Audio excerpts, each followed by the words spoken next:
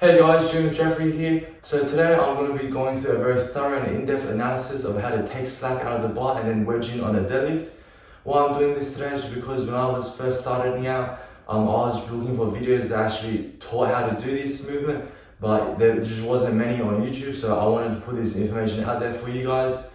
So before we get into how to actually take slack out of the bar, we need to know what the correct setup is. We need to be in that hip hinge position. I'm not going to go through that in too much depth just because I'm assuming that if you're watching this video and you're trying to learn a slack pull, that you have that common knowledge base already. But it's, very simply, so when you're setting up your ideal stance, whatever that may be for you, you want the bar over midfoot. That's probably the most important thing, because once the bar is over your midfoot, you can hip hinge into position. Now the hip hinge is the one thing that I'm drilling that is very crucial in this setup.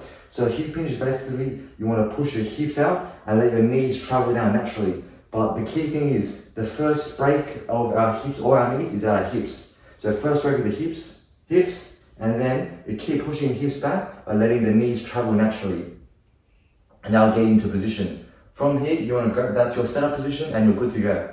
From here, you want to grab the bar in your grip. Then, because we set up with the bar in over our midfoot, there will be a space between the bar and our shins. Now the most important thing is, don't move the bar. Move yourself into the bar, because when we line up the bar over our midfoot and we hip hinge into position, we've moved our center of mass so that the bar's line of gravity is directly through us. Because if we didn't hip hinge and we didn't do that, and we just bent over, or if we move the bar, the center of mass will be either too forward, too in front, or too behind. And as we pull, we're gonna be not in a stable position. So midfoot, hip hinge in position, grip the bar, space between shins and the bar. You want to bring your shins into the bar, not the bar into your shins.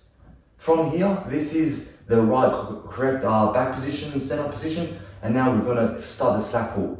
Now slack pull, what it involves is actually, so on a barbell, on a plate, it's 50mm diameter, or it should be, and a barbell is slightly thinner than that. That's why when you put it on, theoretically, there is that space between the shaft of the barbell and the plate itself. You can hear this click. When I try to tug this barbell up, it's filling up the gap, and when it clinks against the metal, that's the sound you hear. That's why there's slack. Now, why we want to take slack out is, if you think of this analogy, if you want to push a boulder, would you be more effective if you just ran straight into the ball and slammed into it? Or if you gave it a push to start its momentum and then accelerate into it, obviously the second one. And that's the same concept that we're trying to do here. So now, how do we actually take slack? Now this is what you guys have come here for. How to actually take slack out of the barbell. So, when we're in this position, a deadlift position, to take slack out of the barbell, it's like we want to initiate the movement, but not actually break the bar off the floor. The deadlift setup is 80% of the lift. If you get the setup, the slack wedge down pat, or the rest of the 20%, you just have to stand up the barbell. So from your position, you want to drive your feet into the ground with enough force and to raise your body. So how I think about it is an upward raise of your whole body, like so.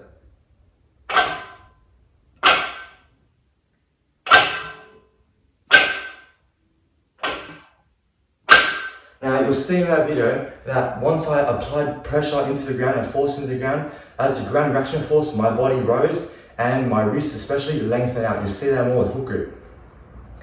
Now, so essentially, taking slack out of the bar is before initiating a lift, applying pressure, loading into the ground directly to cause your body to raise up.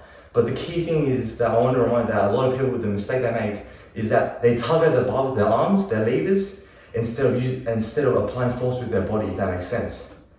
So the thing with that is, your arms, you want to treat them as levers. And so if you're tugging at the bar with your arms, every time you tug, and you release straight away. So the slack you took out, you release it straight away, so there's no point in doing that movement. And also, if you tug with your arms, your levers, you're moving your shoulder joint around and you're losing that stable position. So how we take slack is keeping the arms still. The only thing the arms are there for is to act as a connector between point A and point B, from your shoulder to your bar. So in that position, how to take slack, you want to apply pressure into the ground with your feet, and it'll cause an upward raise of the bar.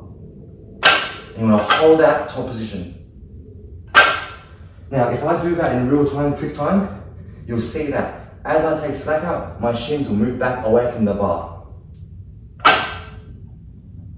And that's where the wedge comes in. So once you've taken slack out of the bar and you're holding that top position, it will cause your body to just slightly shift back.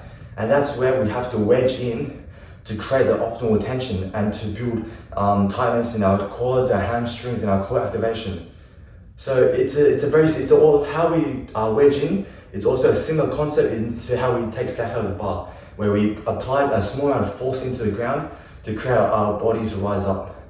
Now, as we wedge through, our key thing to remember is you don't want to wedge from back to front, from posterior to anterior. You don't want to wedge through, because when you're wedging through, you're causing your chest to come up, and that's going to cause lumbar hyperextension, which is arching of the lower back. Instead, you want to lower down into the ground, because this is a vertical movement. You want to lower down to cause the force reaction to come up.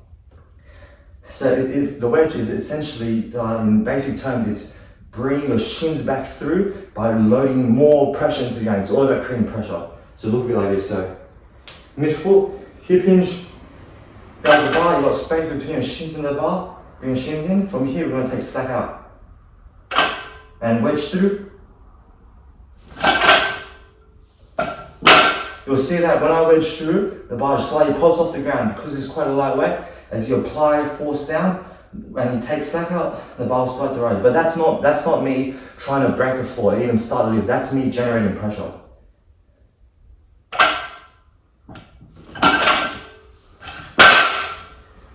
Okay guys, so to recap, we went over how to get into position, what your setup should look like to create space for the slack pull and the wedge. We went through how to actually do the slack pull, which is essentially an upwards raise of the body by applying force in the ground whilst keeping your arms extended as levers, and then with the wedge through, loading more force into the ground, bringing your shins through it to come into contact with the bar, and loading to the ground to create more pressure and force reaction. So I hope you guys found that helpful. I hope you guys learned a lot from that, and yeah, I'll catch you guys next time.